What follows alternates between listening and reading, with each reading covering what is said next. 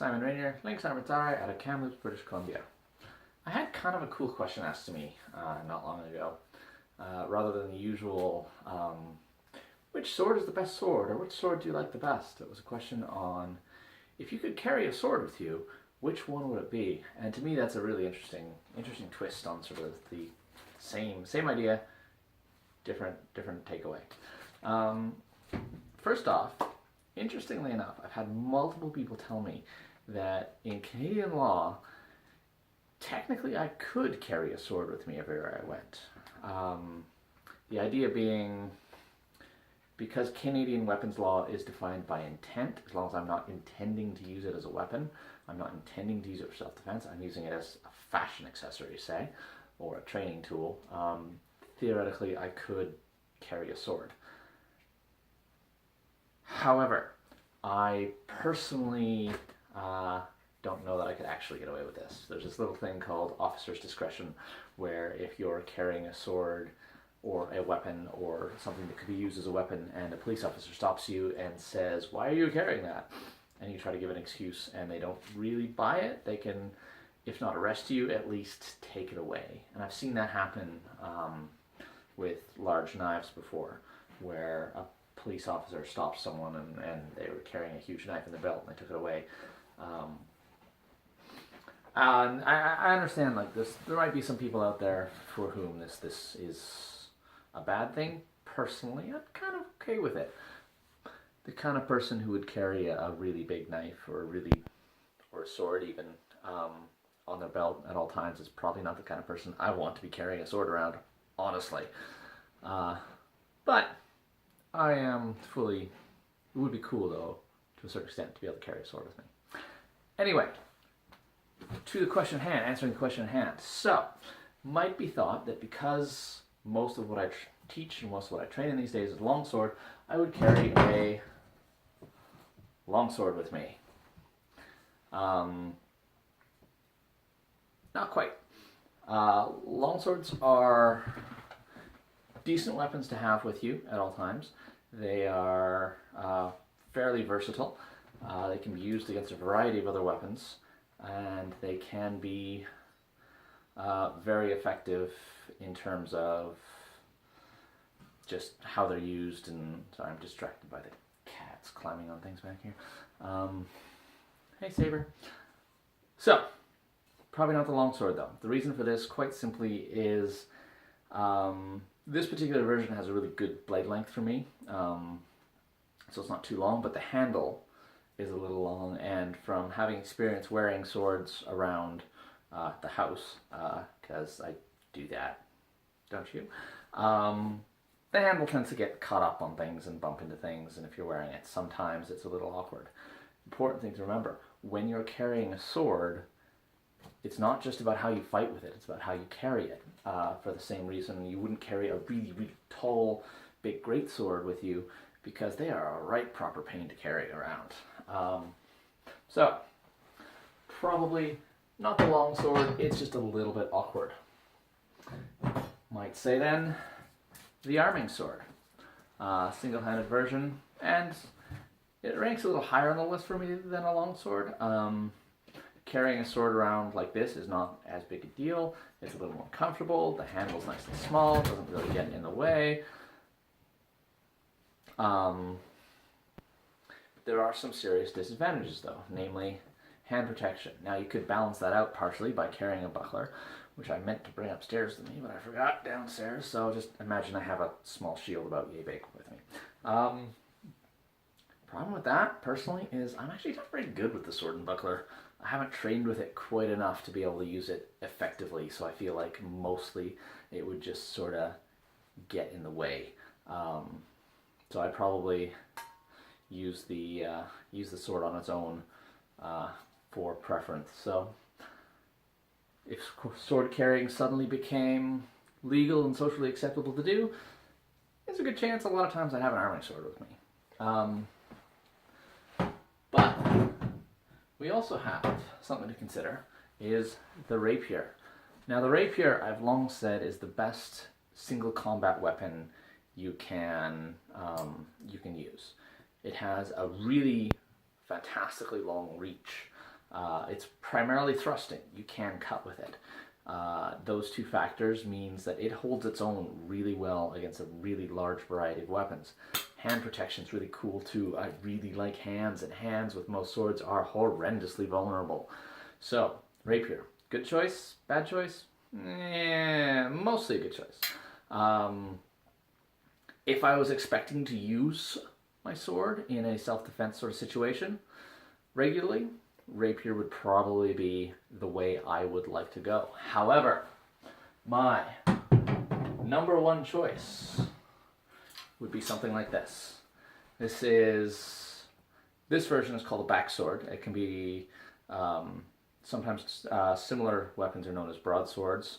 A broadsword is not that. It's this. We should hopefully know that by now. Hand protection is cool. I like hand protection. I like my hands. This sword is a good option because it can thrust really well. It can cut really well. And it's short enough to be worn at the hip easily enough. The basket does occasionally kind of bump on things every now and then, but it's not that big of an issue for me, I've found. It's relatively lightweight. It's got a sturdy enough blade that it can stand up to, say, a cut with a longsword or something like that. The biggest factor for this particular question for me is not necessarily just what I have, but what the other guy's carrying as well. Because you don't get to choose the weapon your other guy has, generally, unless it's in a very, very formalized duel situation. So this sword can handle itself against rapiers. Rapier has some very distinct advantages against it. I'm sorry, George Silver, but it's true. It can handle itself against something like a longsword or a two-handed sword well enough. It's a good, balanced sword that provides a good amount of protection and is relatively easy to carry. So, this is my choice. Broadsword, backsword. Backswords are single-edged, so there's no edge on that. I can saw myself with it and there's no edge. It's a good choice. It's the one I would personally choose. It's also something I've trained a lot with, so I am more than competent in using it, as opposed to, as previously mentioned, the sword and buckler. Not something I've trained a lot in, so I wouldn't be as good with it. This is better. I could also bring a buckler with this. It's a single-handed sword. I could use a buckler. I could use a dagger in my other hand, should I so need to. But use the choice. Now, at this point, you may have noticed there's still a couple swords left on the rack. This is not my usual rack setup. I've organized it specifically for the purposes of this video.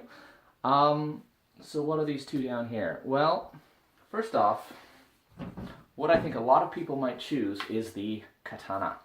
I don't know how much this holds true anymore, but back when I first started learning about swords and really getting into the whole HEMA world,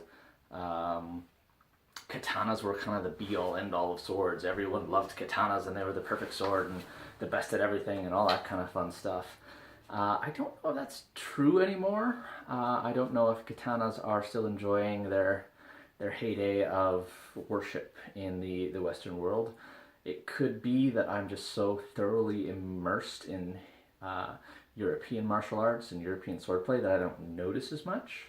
I do run across occasional Katana fans out there who are just totally all over these particular things, so it's still something on there. So I feel like if swords were to become socially acceptable to carry tomorrow, a lot of people would start using these. Another good reason why I like the backsword / broadsword version is because they have a lot of advantages over something like this. Blade length is generally comparable, but I feel that the fact that that's a single-handed sword as opposed to a double-handed sword gives you some neat advantages in terms of reach, and the hand protection's awesome. I love the hand protection. Have I mentioned that yet? I may have mentioned that once or twice. So, that's why this is here, just to show this is what I feel like a lot of people would start carrying, and possibly continue carrying for a long time. Now, it's important to remember, I'm assuming, for the sake of this question, that our laws and culture change tomorrow or today, and it's an instantaneous change. But if, for example, things have been in sort of the next generation. So our children or grandchildren, if they're still allowed to carry swords, would the choices be the same? I don't think they would. Swords, especially on the top there, were generally used as backup weapons for battlefields. We don't use swords on the battlefield anymore, and just because we suddenly start carrying them on the street doesn't mean that's going to change. So, begs the question, which sword, because if we start out, I think everyone would have different swords and they'd all have their own choices and their own preferences and everything like that. So we'd see every kind of sword on the street. Probably a lot of these, probably a lot of these. Not a lot of people respond to rapiers. They have kind of a bad rap, but they are ridiculously effective weapons. But we're assuming things are for like self-defense and honor duel situations. I think what we'd eventually start seeing within probably just even a few years would be the small sword. They are kind of the last civilian sword that was regularly used, and they were used in a context where guns were very much a major factor on the battlefield, just like they are today. Most of what this sword was used for was for saying to the world, hey, look, I have a sword.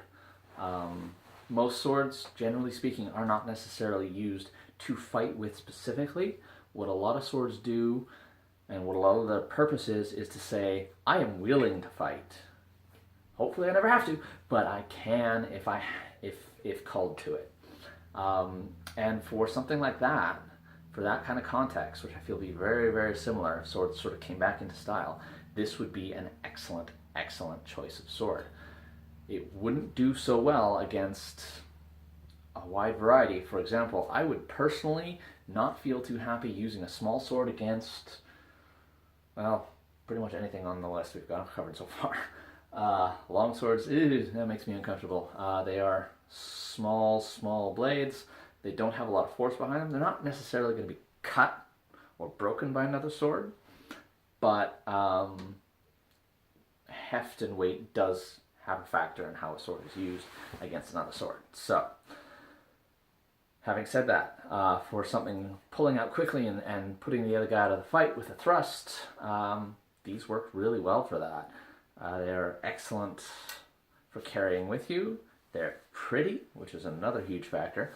And all in all, they're a really great modern sword. Yeah, I think, honestly, something like a small sword, I think we'd start seeing become more and more popular if swords sort of came back. So I'm curious to see what other people's opinions are as well. If you have any opinions on it, please comment below. Let me know what you think. And come on out sometime and have a sword fight. And we can, something I like doing with fighting is mixing up weapons every now and then. So, hey. Yeah, I think that's all I got for today. Thank you very much, and have a good day.